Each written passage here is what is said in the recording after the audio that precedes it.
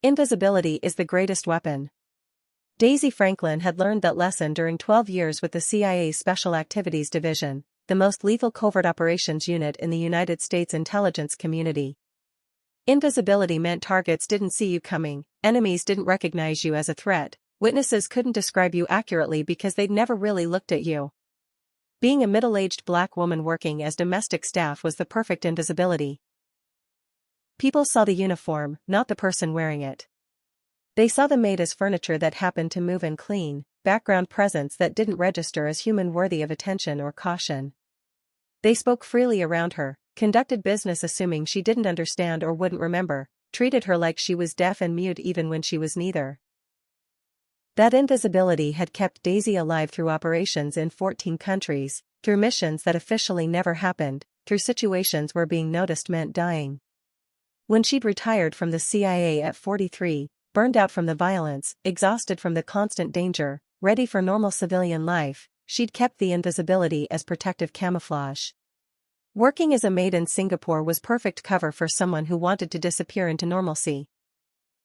The work was straightforward, the pay was decent for someone with no official employment history beyond fabricated references, and nobody asked questions about the quiet black woman who cleaned wealthy people's homes with professional efficiency. Nobody looked closely at Daisy Franklin and saw the woman who'd killed 27 people in the line of duty, who spoke 7 languages fluently, who could assemble a sniper rifle blindfolded and hit targets from 1,000 meters. They saw a maid. Which was exactly what Daisy wanted. Until the morning she witnessed a murder in young Sun Tsang's penthouse and her carefully constructed invisibility shattered completely. Daisy had been working for Young Sun for 6 months, cleaning his massive Singapore penthouse 3 times per week, maintaining the kind of invisible efficiency that wealthy clients preferred. She arrived at 6 a.m., cleaned systematically through the entire space, and left by 1 p.m. before Young Sun usually returned from his business operations. She knew he was involved in something illegal, probably organized crime based on the security systems, the armed men who occasionally appeared at the penthouse, the careful way business discussions stopped when she entered rooms even though they assumed she didn't understand Korean. Daisy's Korean was fluent but she never indicated that, just maintained her role as the quiet maid who understood only basic English instructions. Invisibility meant not correcting people's assumptions about your capabilities. That Wednesday morning started like any other. Daisy arrived at exactly 6 a.m., used her key code to enter the penthouse, began her systematic cleaning routine starting with the main living areas. She was vacuuming the hallway outside Young Sun's home office when she heard raised voices inside. Men arguing in Korean, one of them Young Sun, the others unfamiliar. Daisy turned off the vacuum, instinctively moving to tactical assessment mode even as she consciously reminded herself she was retired, civilian, not an operative anymore. But 12 years of training didn't disappear just because you'd officially left the service. The argument was escalating. Something about money, about betrayal, about someone named Minho who'd apparently stolen from the wrong people. Young Sun sounded defensive, explaining that he'd known nothing about Minho's theft, that punishing him for his associates' crimes was unjust. The unfamiliar voices weren't accepting his explanations. Daisy moved closer to the office door, positioning herself where she could hear clearly while maintaining plausible deniability if someone emerged and found her in the hallway. Then she heard the sound that changed everything, a suppressed gunshot. The distinctive quiet pop of a weapon with professional-grade silencer, the kind of sound Daisy had made and heard hundreds of times during her operational career. Someone had just been killed inside Young Sun's office. Daisy's training took over completely. She assessed the situation with the cold tactical precision that had kept her alive through a dozen operations. Multiple hostiles inside the office, at least 2 based on the voices, possibly more. 1 confirmed weapon, likely more. Primary target appeared to be Young Sun, motive related to associates' theft. Secondary targets unknown, but Daisy was potentially one if they'd heard her outside and decided to eliminate witnesses. Her cover as harmless maid was her greatest protection. If they saw her, they'd likely dismiss her as unimportant, someone who wouldn't understand what she'd heard or wouldn't be believed if she reported it. But only if she maintained that cover perfectly. Daisy moved back to her vacuum, turned it on, continued cleaning the hallway as if she'd heard absolutely nothing. kept her breathing steady, her movements routine, her expression blank. The office door opened. 2 men emerged. Chinese based on features, expensive suits now spattered with blood, clearly professional killers based on how they moved and scanned the environment. They saw Daisy vacuuming. One said something in Mandarin to the other. Daisy's Mandarin was fluent but she showed no reaction, just continued vacuuming, eyes downcast, the perfect image of domestic staff too focused on work to notice anything unusual. The men walked past her without concern. In their assessment, she was furniture. A maid who'd been vacuuming with the machine's noise covering the gunshot, who hadn't seen anything, who wouldn't matter even if she had. They left the penthouse. Daisy waited exactly 90 seconds, long enough to ensure they were gone, not so long that delayed response would seem suspicious if they'd left surveillance. Then she turned off the vacuum and entered Yong-sun's office. The scene was exactly what she'd expected from the sounds. Yong-sun dead on the floor behind his desk, single gunshot wound to the head, execution-style killing. Blood spatter suggested he'd been sitting when shot, had fallen backward from his chair, had died instantly. Professional hit, clean execution, killers who hadn't bothered with staging because they didn't care about police investigation, they had enough power that law enforcement wouldn't pursue them regardless of evidence. Daisy stood in the doorway, not entering the crime scene, maintaining plausible deniability if security footage was reviewed later. She'd been checking on the noise, had discovered the body, hadn't contaminated the scene. She pulled out her phone, a cheap prepaid model that matched her maid persona, and called emergency services. "I need police. My employer has been killed. I'm the maid, I just found him. Please send help." She gave the address, confirmed her name, stayed on the line while maintaining the persona of shocked domestic worker who discovered her employer murdered. The police arrived within 10 minutes. Daisy met them at the penthouse entrance, performing distressed and frightened exactly as a normal civilian maid would perform, giving a statement that was carefully constructed to reveal only what she should know. She'd been vacuuming in the hallway. She'd heard what might have been a loud noise but thought it was something falling. 2 men had walked past her leaving the penthouse. She provided descriptions that were accurate but not suspiciously detailed. She'd found Mr. Zhang dead in his office and immediately called police. The detective interviewing her was skeptical. "You heard nothing unusual? The men who walked past you showed no signs of having just committed murder?" "I was vacuuming. The machine is loud. I didn't think anything was wrong until I went to check on Mr. Zhang and found." She let her voice break convincingly. "I just clean houses. I don't know anything about his business or why someone would kill him." The detective studied her carefully. "You speak only English?" "Yes, sir. Basic English. I understand some Chinese but not much. Mr. Zhang spoke English with me when giving instructions." It was a careful lie. Daisy's English was native fluent, her Mandarin was professional level, her Korean was fluent enough to understand everything Yong-sun had discussed in his office. But admitting those language skills would raise questions about why she was working as a maid, would make her seem more educated and capable than her cover suggested. Invisibility required maintaining consistent persona. The police took her statement, confirmed her employment with the housekeeping agency that had placed her with Yong-sun, verified she had no criminal record or connection to criminal organizations. She was exactly what she appeared to be, a domestic worker who'd been unfortunate enough to discover her employer murdered. They let her go after 3 hours of questioning, with instructions not to leave Singapore in case they needed additional information. Daisy went back to her small apartment in a working-class neighborhood, sat down with a cup of tea, and processed what had happened. She'd witnessed a murder. The killers had seen her and dismissed her as irrelevant. The police had questioned her and accepted her statement. She should be safe, just a witness who didn't actually witness anything useful, a maid who'd been vacuuming at the wrong time but hadn't seen or heard anything that would make her a threat to the killers.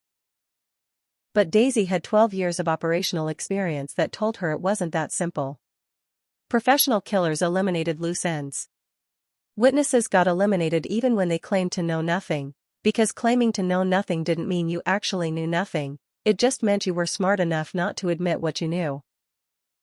Those two men would eventually realize that the maid might have heard something despite the vacuum noise, might have seen something useful despite her claim of not noticing anything unusual, might become a problem if police investigated more thoroughly and re-interviewed her with better questions. Daisy had maybe 72 hours before they decided she needed to be eliminated as a potential threat. She should run. Leave Singapore, disappear into another identity in another country, use her CIA training to vanish completely. But running would confirm she was a threat. Would make them hunt her. Would destroy the quiet civilian life she'd been building.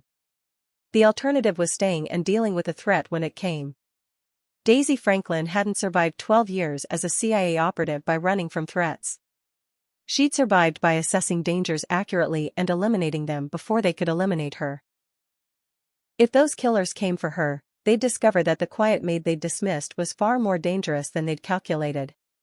2 days after Young-sun's murder, Daisy received a phone call from an unknown number. "Miss Franklin," a male voice said in English with Korean accent. "My name is Young-sun Sang. I'm calling about my brother." Daisy felt cold recognition. Brother.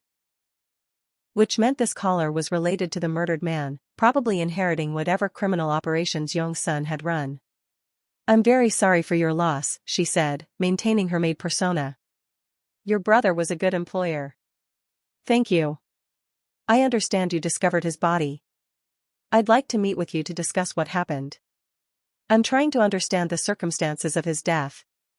I already spoke to the police. I told them everything I know." "I'm sure you did. But I'd like to speak with you personally. You were in my brother's home regularly. You might have seen or heard things that didn't seem important to police but might be significant to family understanding what happened. It was a trap. Obviously a trap. Either the new Young-sun Sang wanted to assess whether Daisy knew anything dangerous, or he wanted to eliminate her as a potential witness, or both. But refusing to meet would make her seem like she had something to hide, would confirm she was more than just a simple maid. "I can meet with you," Daisy said. "But I don't know anything beyond what I told police. I was vacuuming. I heard nothing unusual. I found your brother dead. I understand. Nevertheless, I'd appreciate the opportunity to speak with you. Tomorrow, 3 p.m., at the Raffles Hotel. I'll be in the Courtyard restaurant. This is simply a conversation, Miss Franklin. Nothing to be concerned about." He was lying. But Daisy agreed to the meeting because refusing created more problems than attending. After the call, she began preparing for the probability that this meeting was designed to assess her as a threat and potentially eliminate her. She retrieved the emergency kit she'd maintained despite retiring from operational life. Fake passport and identity documents, 10,000 in cash, a ceramic knife that could pass through metal detectors, and a small handgun she'd acquired through contacts who didn't ask questions. She'd hoped never to use any of this. But 12 years of training had taught her that hoping for peace while preparing for war was the only way to survive dangerous professions. If Young-sun Sang's brother was planning to kill her, she'd make sure he regretted underestimating the quiet maid. Subscribe to see what happens when invisible domestic worker reveals she's actually retired special operations and the people who dismissed her realize they've made a fatal error. Comment where you're watching from, and tell me, have you ever been underestimated by someone who later regretted it? This story is just beginning. Daisy arrived at Raffles Hotel 30 minutes early, scoped out the Courtyard restaurant, identified all exits and potential threats, positioned herself where she could observe without being easily observed. Old habits from operational life. Probably unnecessary paranoia for a meeting that was likely just conversation. But probably unnecessary had gotten people killed when it turned out to be completely necessary. Young-sun Sang, the younger brother, not the murdered man, arrived exactly at 3 p.m. with two men who were clearly security. He was younger than his brother had been, maybe early 30s, carrying himself with the confidence of someone who'd inherited power and intended to keep it. He saw Daisy sitting at a corner table, approached with his security maintaining professional distance. "Miss Franklin. Thank you for meeting with me." He sat across from her, studying her carefully in ways that suggested he was looking for more than simple maid. "I appreciate you taking time from your schedule. I want to help however I can." Your brother was a good employer. Was he? I'm told he was often absent, that you rarely saw him, that your employment was mostly cleaning an empty penthouse. That's true. But he paid well and on time. That makes for a good employer in domestic work. Indeed. Young Sun signaled for tea to be brought. Let me be direct, Miss Franklin. My brother was murdered by people who believed he was responsible for a theft committed by one of his associates.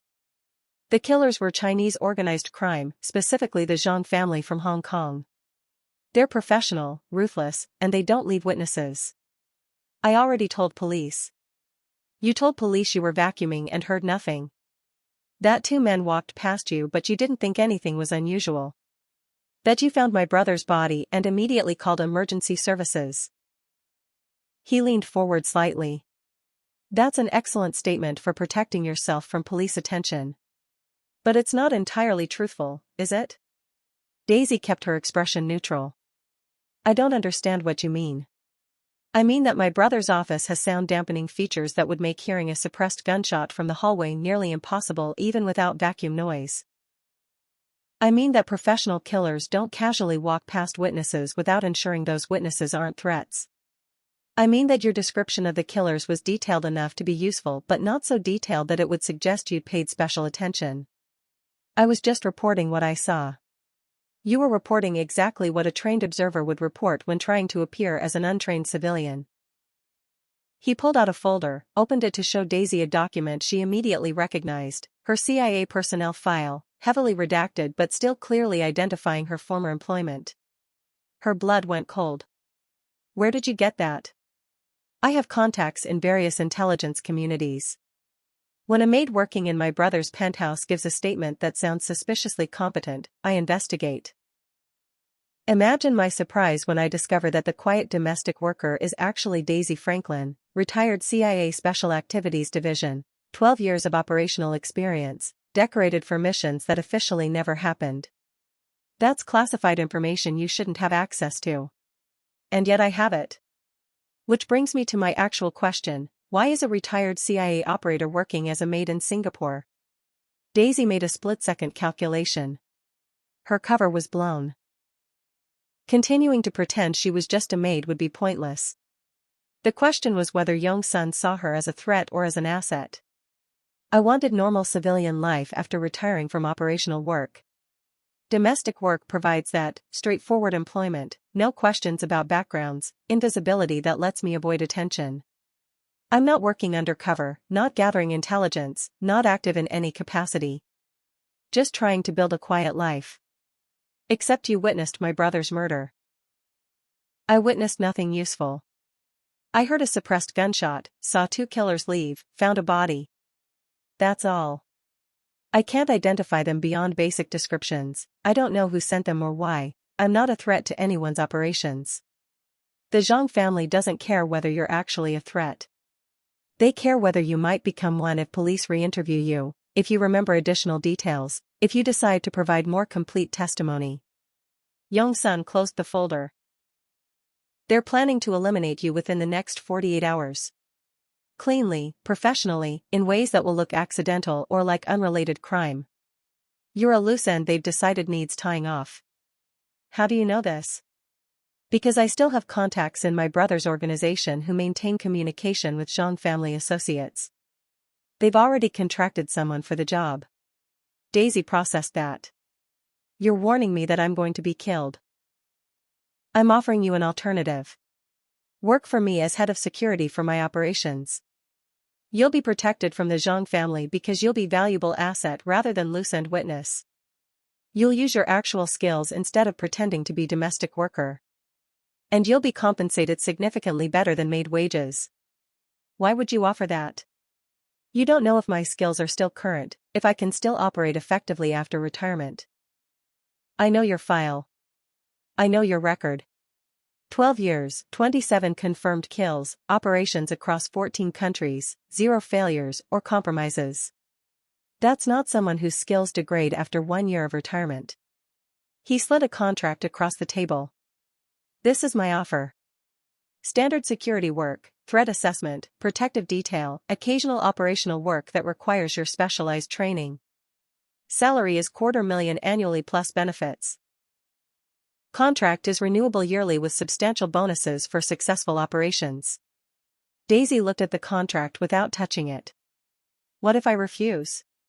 What if I'd rather take my chances with the Zhang family hit than work for a criminal organization? Then you're dead within 48 hours and I've lost the opportunity to hire exceptional security professional. But I don't think you'll refuse, Miss Franklin. You're a survivor. You don't let pride override survival instincts. And right now, survival means accepting my offer.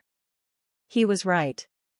Daisy could try to evade the Zhang family hit, could use her training to disappear or eliminate the threat preemptively. But that would mean returning to operational life anyway, just without the structure and resources that young Sun was offering. I need to think about it. You have until tomorrow morning. After that, the Zhang family's timeline makes the decision for you. Young Sun stood. I'll be honest, Miss Franklin. I need someone with your skills. My brother's death has created succession complications, rivalries who think I'm vulnerable, threats that require professional security response. You're perfect for what I need, experienced, competent, currently desperate enough to consider employment you'd normally refuse. That's very calculating. That's business reality. I'm offering you employment that keeps you alive and uses your actual capabilities. You can refuse on principle and die proving you're too proud to work for criminals. Or you can accept and build something more sustainable than pretending to be a maid while hoping your past never catches up with you.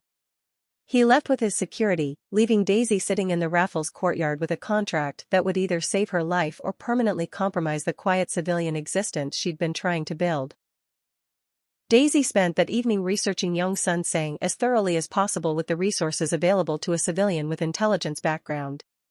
Young Sun ran his late brother's criminal operations, primarily smuggling high-end goods through Singapore's ports, money laundering for various international organizations, facilitating grey market transactions that weren't quite illegal but weren't quite legal either. It was sophisticated crime that required intelligence, planning, and connections across multiple countries. More importantly, young Sun had a reputation for being pragmatic rather than unnecessarily violent. He didn't kill people casually, didn't start conflicts without strategic reason, generally operated with enough discretion that law enforcement tolerated his activities rather than actively pursuing him. Working for him wouldn't be morally pure. But it wouldn't be the kind of indiscriminate violence that had eventually burned Daisy out during her CIA service. The question was whether she could live with crossing back into operational life after working so hard to retire, whether the survival instinct was worth compromising the civilian identity she'd been building.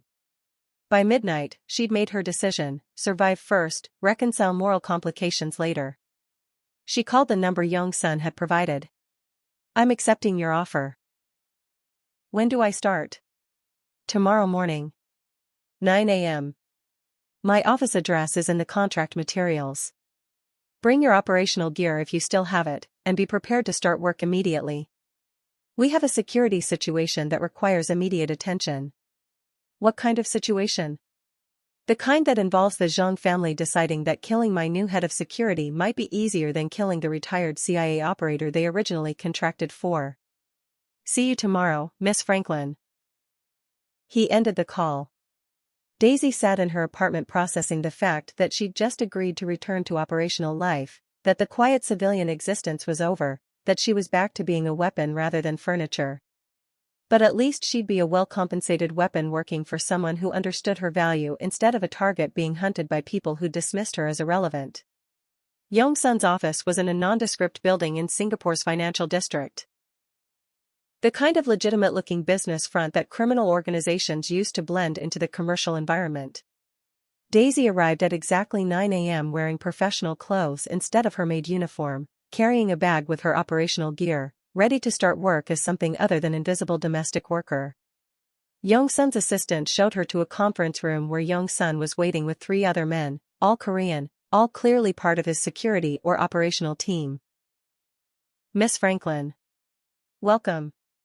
Let me introduce my current security lead and 2 senior operatives. He gestured to the men. This is Junho, Minsuk, and Daeyoung.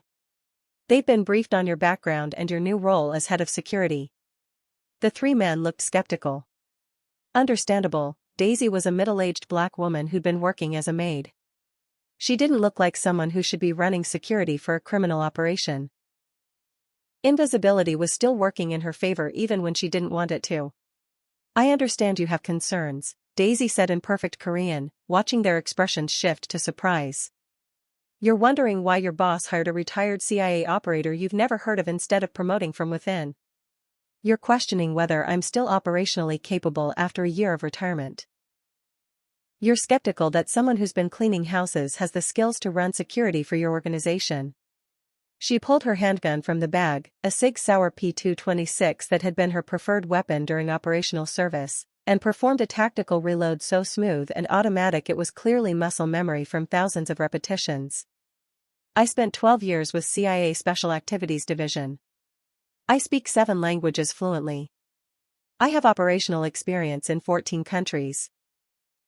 I've successfully completed missions in hostile environments that would have killed less competent operators. And I'm still very, very good at my job despite the year I spent pretending to be domestic worker. She holstered the weapon, looked at the three men directly. Your skepticism is understandable but irrelevant.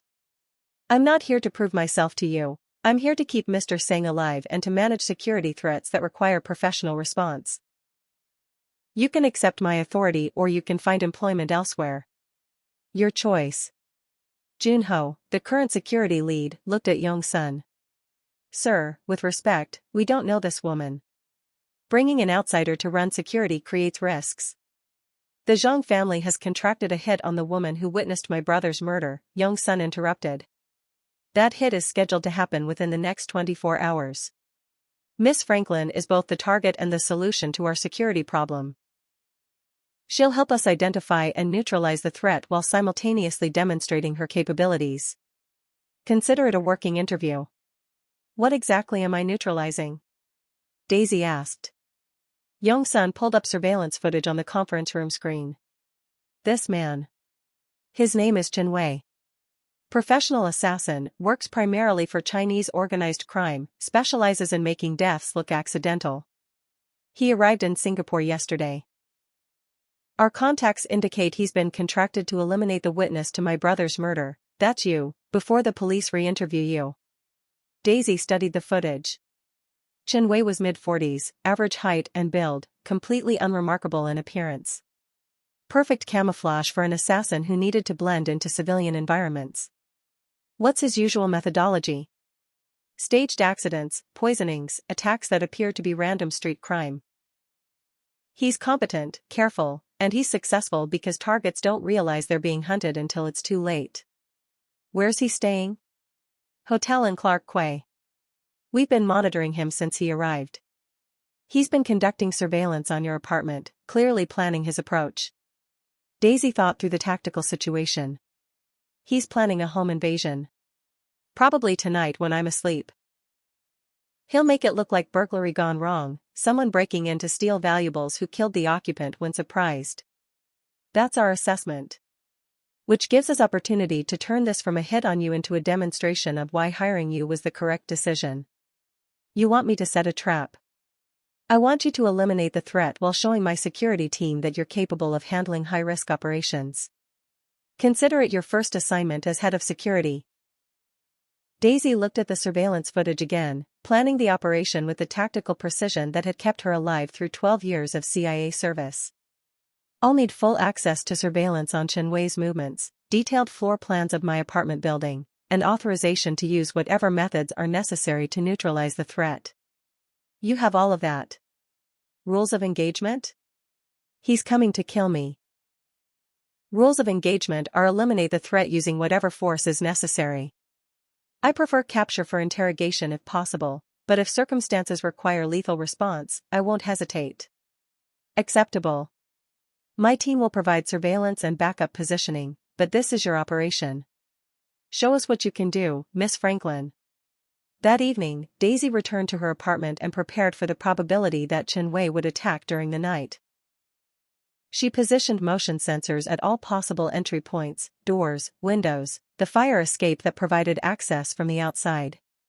Set up cameras with night vision capabilities that would record everything. Prepared defensive positions throughout the apartment that would give her tactical advantages if Chen Wei breached successfully. Then she waited. Yong Sun's team was positioned outside, surveillance in vehicles, backup operators ready to respond if the situation became complicated. But this was fundamentally Daisy's operation to manage. At 2:47 a.m., one of her motion sensors triggered. Fire escape window, professional entry that barely disturbed the sensor but couldn't avoid it completely. Chen Wei was inside. Daisy was positioned in her bedroom, lights off, appearing to be asleep but actually fully alert and ready. She could hear him moving through her apartment with professional silence. Checking rooms systematically, approaching the bedroom where his target should be sleeping. She let him enter. Let him approach the bed where pillows arranged under blankets created the outline of a sleeping person. When he was 3 feet from the bed, raised weapon to shoot the figure he thought was Daisy Franklin, she spoke from her actual position behind him. Drop the weapon. Slowly. Keep your hands visible. Chen Wei froze. Assassin's instincts told him he'd been outplayed, that the woman he'd assumed would be an easy target was actually behind him with a weapon, that his mission had just failed catastrophically. He dropped his weapon. On your knees. Hands behind your head. Move slowly or I'll shoot you in the spine and you'll spend the rest of your life paralyzed. He complied, moving to his knees, hands behind his head. Daisy approached from behind, maintained tactical distance, kept her weapon aimed at center mass. Who contracted you to kill me? Zhang family. Hong Kong operation. You witnessed something you shouldn't have. I witnessed a murder that I reported to police accurately. Why does that make me a threat worth eliminating? Your CIA, former CIA Zhang family doesn't trust that you told police everything you know. They think you're running intelligence operation, that you'll eventually provide additional testimony that creates problems for them. I'm retired. Not running any operations. Just trying to live quietly. Zhang family doesn't believe that. They think once CIA, always CIA. Better to eliminate you now than risk you becoming active threat later. How many other witnesses have they eliminated? I don't know. I just take contracts. This one paid well because target has operational background, higher risk than normal civilian witness. Daisy made a tactical decision. New plan. You're going to contact your Zhang family handlers and tell them the hit was successful, that I'm dead, that they have no further concerns about witness testimony. Then you're going to leave Singapore and never return. If you do that, you get to live. If you refuse, I'll eliminate you and tell the Zhang family myself that their assassin failed. Your choice. Chen Wei processed that. You're letting me live if I lie to my employers? I'm eliminating you as a threat without killing you if possible. Dead assassin creates investigation, attention, complications. Assassin who reports successful mission and disappears creates no complications. It's cleaner for everyone. Zhang family will eventually figure out the witness is still alive. By which time I'll be working for Yong Sun Seng's organization with professional security. If they want to try again, they'll be facing substantially more difficult target. Your concern is whether you survive tonight. I'm offering you that opportunity. Take it. Chen Wei considered his options and recognized he didn't have any good ones. I'll report successful mission and leave Singapore. Good decision. Make the call now. I'll be listening to ensure you follow through. Chen Wei made the call using the phone Daisy handed him, reporting to his Zhang family contact that the witness had been eliminated, that the scene was staged to look like burglary gone wrong, that he'd be leaving Singapore within 12 hours. When the call was complete, Daisy had Yong Sun's security team take Chen Wei into custody. They'd hold him for 24 hours to ensure he actually left Singapore, then release him at the airport with clear understanding that returning would result in the death he'd narrowly avoided. Mission complete, Daisy reported to Yong Sun via secure phone. Threat neutralized without killing. Zhang family believes their hit was successful. They'll have no reason to send additional assets unless they verify I'm still alive. Excellent work. My security team is impressed. They expected you'd have to kill him. Capturing and turning him instead demonstrates sophistication they didn't anticipate. I prefer non-lethal solutions when viable. Dead bodies create investigations. Turned assets create misinformation that benefits us. That's exactly the kind of strategic thinking I need. Welcome to your new position, Miss Franklin. Tomorrow we'll discuss your first official assignment now that you've proven your capabilities. The first official assignment was protecting Young's son during a high-risk negotiation with a Vietnamese smuggling organization that was trying to expand into Young's son's territory. They're aggressive, potentially violent, and they think I'm vulnerable because of my brother's recent death, Young's son explained during the briefing. I need security presence that ensures they respect our boundaries without creating confrontation that escalates to violence. What's the meeting location? Neutral ground. A restaurant in Little India that's owned by neither organization. They'll bring security, I'll bring security. The question is whether the meeting stays professional or deteriorates into conflict. Daisy reviewed everything available about the Vietnamese organization, their leadership, their operational style, their history of violence. They were dangerous but rational, willing to negotiate if shown they couldn't win through force. I'll position our security to demonstrate capability without threatening. Show them we're prepared for violence but prefer negotiation. They'll respect that more than empty displays of aggression. The meeting happened in the restaurant's private dining room. Vietnamese leadership brought 4 security personnel, all armed, all positioned to respond if negotiations broke down.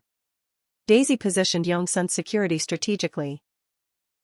Visible enough to be recognized as competent, discreet enough not to seem aggressive. She personally stayed close to Young's son, making it clear she was his primary protection. The Vietnamese leader noticed her immediately. You brought a woman for security? That's insulting. I brought the former CIA Special Activities Division operator who neutralized the assassin the Zhang family sent to kill her last week, Young's son replied calmly. Miss Franklin is more capable than everyone else in this room combined. You'd be wise not to underestimate her. The Vietnamese leader studied Daisy with new assessment. CIA? You're working for Singapore organized crime now? I'm working for Mr. Zhang as head of security. What I did before is irrelevant to this meeting. What's relevant is that I'm very good at my current job, which is ensuring my employer's safety during negotiations that might become hostile. Are you threatening us? I'm explaining reality. If this meeting stays professional, I'm just security presence you'll ignore. If it becomes hostile, I'm the primary threat you'll have to neutralize before reaching Mr. Zhang. Given my background and capabilities, that's not a tactical problem you want to deal with. The Vietnamese leader smiled slightly. I respect directness. Let's keep this meeting professional then. The negotiation lasted 2 hours. Young's son and the Vietnamese organization established boundaries for their respective territories, agreed on mechanisms for resolving future disputes, created framework for potential cooperation on projects where their interests aligned. It was sophisticated criminal diplomacy, the kind of high-level negotiation that prevented violence through clear communication about boundaries and consequences. Daisy maintained security throughout, watching for threats, reading body language for signs that negotiation was deteriorating toward confrontation. But the meeting stayed professional, ended with handshakes and agreements that both sides would honor. Excellent work, Young's son told her afterward. Your presence established credibility without creating unnecessary tension. The Vietnamese respected our security capabilities because you're clearly competent. That's the goal. Make the threat obvious enough that using it becomes unnecessary. You're very good at this. Better than I anticipated even with your impressive background. I had 12 years of practice. CIA taught me how to operate effectively in hostile environments. This is less hostile than most of what I dealt with during operational service. I'm glad you accepted my offer. The alternative would have been losing exceptional security professional to an assassin who underestimated you. The alternative would have been me eliminating the assassin and then disappearing into another identity in another country. But working for you is more sustainable than running. I appreciate the pragmatism. Most people in your position would have moral objections to working for criminal organization. I have moral objections. But I also have survival instincts that override those objections. I'd rather be alive working for a criminal who respects my capabilities than dead having maintained moral purity. Very practical. That pragmatism will serve you well in this organization. Over the following months, Daisy established herself as Yongsun's most valuable security asset. She prevented 3 potential assassinations, negotiated peaceful resolutions to 2 territorial disputes that could have become violent, restructured his entire security operation to be more efficient and less vulnerable to infiltration. She also developed working relationships with his team, the skeptical Korean security operatives who'd initially doubted her, gradually recognizing that she was substantially more competent than they'd assumed. Junho, the former security lead who'd been skeptical of her authority, eventually became her most reliable deputy. "I was wrong about you," he admitted after she'd prevented an infiltration attempt that would have killed Yong-sun. "I thought you were just former CIA trading on reputation. You're actually that good." "I'm that good because I had 12 years of practice staying alive in situations where incompetence meant dying. This is less complicated than most of what I dealt with during operational service." "Why did you retire? If you were that successful, why leave?" Daisy was quiet for a moment. "Because 12 years of killing people and living with constant danger burned you out. I wanted normal civilian life where I wasn't constantly assessing threats, where I could sleep without weapons within reach, where I could build relationships that weren't tactical or strategic. Working as a maid was supposed to be that normal life. And then you witnessed murder and got pulled back into operational work. And then I made a choice to survive rather than die, maintaining fiction that I could ever fully retire from this life. Sometimes circumstances don't let you be who you want to be. They just offer you options for who you can survive as. Do you regret it? Coming back to this? I regret not getting the quiet life I wanted. But I don't regret surviving. And I don't regret working for Yong-sun. He's better than most of what I dealt with during CIA service. At least he's honest about being criminal rather than pretending to be legitimate while doing the same violent things governments do." 2 years after witnessing Yong-sun's brother's murder, Daisy had built a sustainable life in the gray space between civilian normalcy and operational work. Not the quiet retirement she'd originally wanted, but something that used her actual capabilities while keeping her alive and well compensated. She'd gone from invisible maid to recognized security professional, from furniture that people ignored to authority that people respected. The invisibility was gone. But what she'd built in its place was worth the compromise. The real test of Daisy's position came when the Zhang family discovered she was still alive. It happened 18 months after Chen Wei's failed assassination attempt. Someone from the Zhang family saw Daisy providing security during one of Yong-sun's business meetings in Hong Kong, recognized her as the witness who was supposed to be dead, reported it to Zhang family leadership. They were not pleased to learn their contracted assassin had lied about successfully eliminating the target. "We have a problem," Yong-sun told Daisy during an emergency briefing. "Zhang family knows you're alive. They're considering whether to try again or whether to accept that their original concerns about you testifying were unfounded since you never provided additional information to police." "What's their decision?" "They're sending someone to assess whether you're still a threat. If he determines you are, they'll contract another hit. If he determines you're not, they'll let it go." "Who are they sending?" "Senior operative named Zhang Liwei. He's their head of security, equivalent to your position in my organization. Smart, experienced, not someone who'll underestimate you the way Chen Wei did." "When does he arrive?" "He's already here. In Singapore. Conducting surveillance on you, assessing your capabilities, determining threat level. So I'm being evaluated by the head of security for the organization that murdered your brother. You're being evaluated by a professional who'll make an honest assessment about whether you pose actual threat to Zhang family operations. If he decides you don't, they'll leave you alone. If he decides you do, they'll send better quality assassins than Chen Wei." Daisy thought through the strategic situation. "I need to contact him directly. Arrange a meeting where we can discuss this professionally rather than playing surveillance games that end badly. That's risky. He might see it as opportunity to eliminate you away from witnesses. He's head of security for a major criminal organization. He's not stupid enough to kill me during negotiation meeting without authorization from his bosses. That would create complications they don't need. Better to meet, explain that I'm not a threat to Zhang operations, see if we can resolve this professionally. How will you contact him? Through the same channels you used to learn he's here. Make it clear I'm requesting professional meeting, security head to security head, no aggression. He'll either accept because he's curious about the former CIA operator who survived his organization's hit, or he'll refuse because he's already decided I'm a threat. Either way, we'll know where we stand. Yong-sun arranged the meeting through mutual contacts. Zhang Liwei agreed to meet at a neutral location. A tea house in Chinatown that was known as neutral ground for criminal organizations to conduct business without violence. Daisy arrived with minimal security, just Junho positioned at distance to intervene if the meeting became hostile. She sat at a private table, waited for Zhang Liwei to arrive. He was exactly what she'd expected from Yong-sun's description, mid-50s, professional appearance, carried himself with quiet confidence that suggested extensive operational experience. He sat across from her, ordered tea, studied her carefully. Miss Franklin.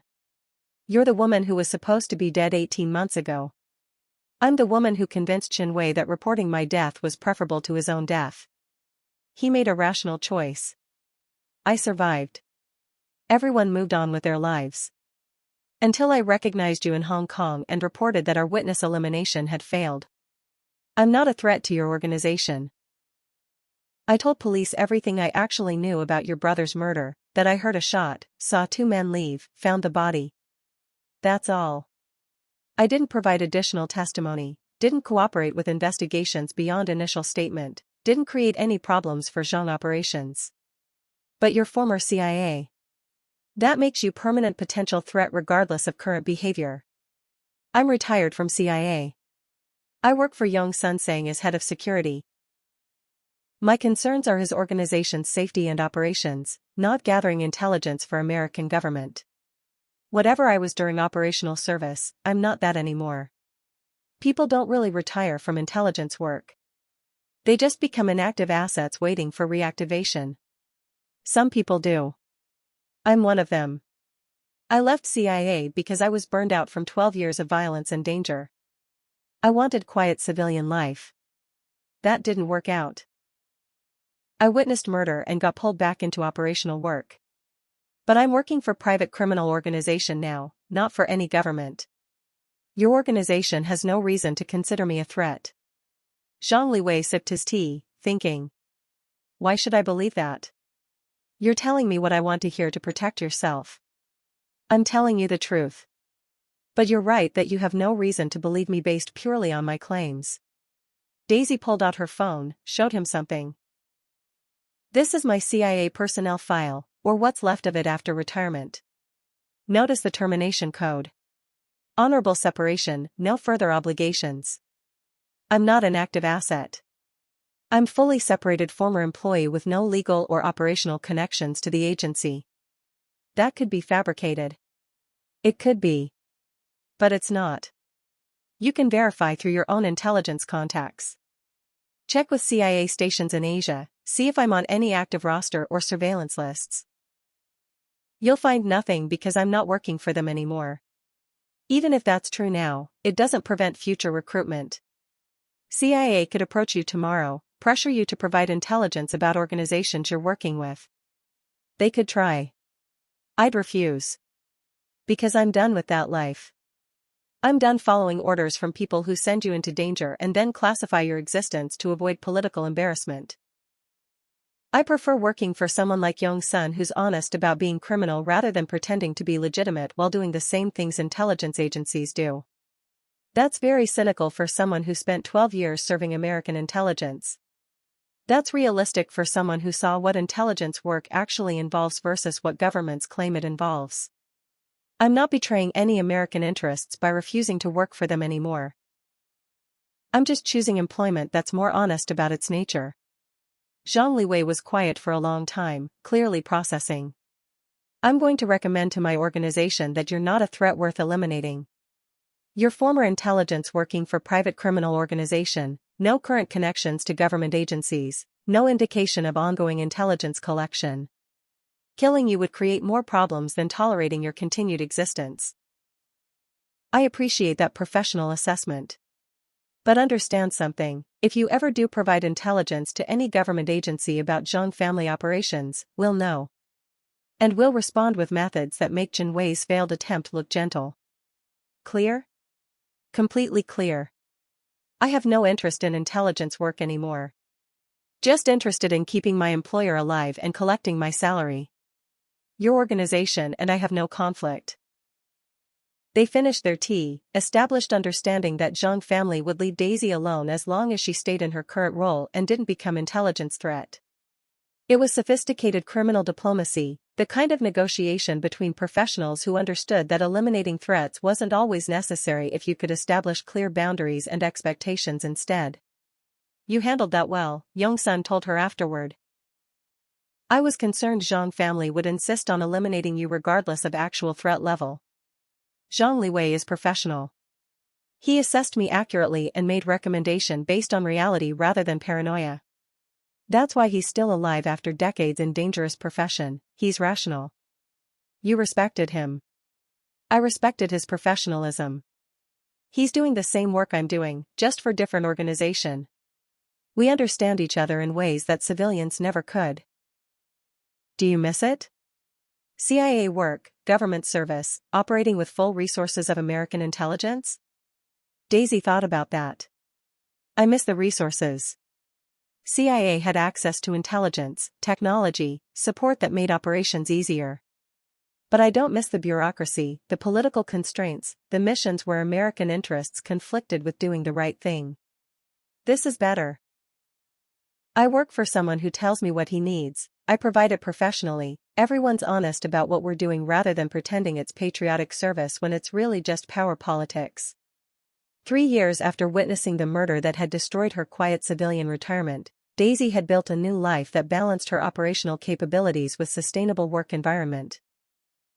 Not the normal life she'd originally wanted, but something that used her actual skills while keeping her alive and respected.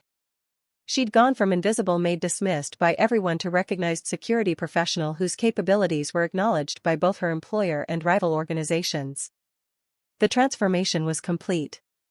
Daisy Franklin was no longer hiding behind civilian persona.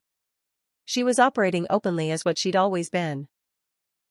Highly trained, exceptionally competent, dangerous professional who'd survived decades of operational work by being better than people who underestimated her. And she'd finally found an environment where that competence was valued rather than hidden. Underestimating people is a strategic error that costs more than most people realize. The killers who murdered Yongsun Sang dismissed the maid vacuuming in the hallway because they saw only the uniform, not the person wearing it. They missed that the quiet domestic worker was actually retired CIA operator with 12 years of combat experience, someone who could assess tactical situations and remember details that would be investigated later. That dismissal kept Daisy alive initially, they didn't eliminate her because they didn't see her as a threat.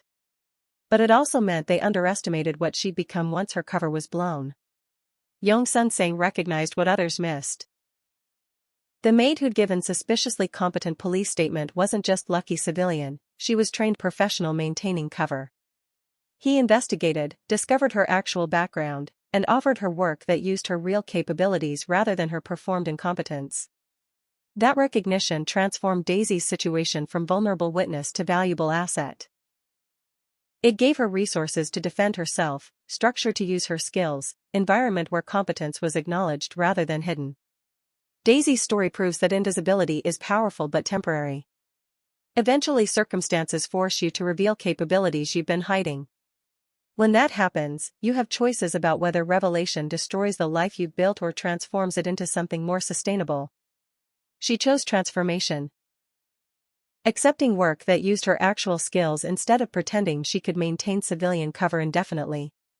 That choice meant compromising the quiet retirement she'd wanted, but it meant surviving with dignity rather than dying maintaining fiction. Her story also shows that operational skills don't degrade just because you've officially retired.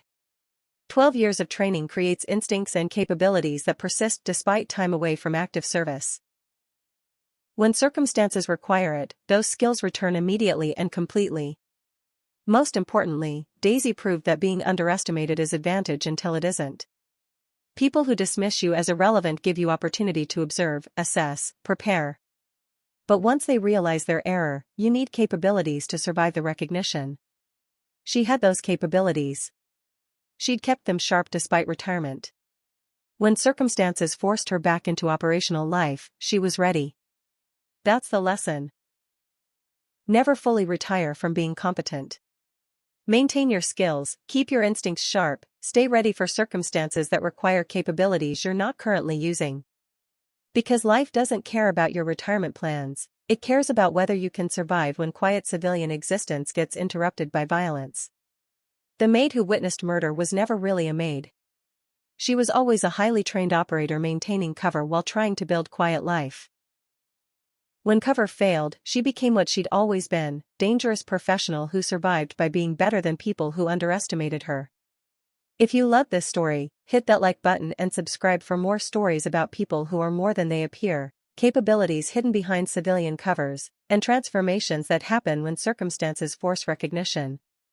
Comment below, have you ever been underestimated because of how you looked or what job you were doing?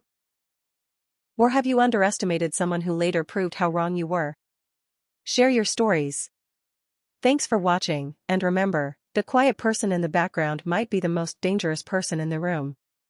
Pay attention to everyone, not just people who look threatening. Until next time.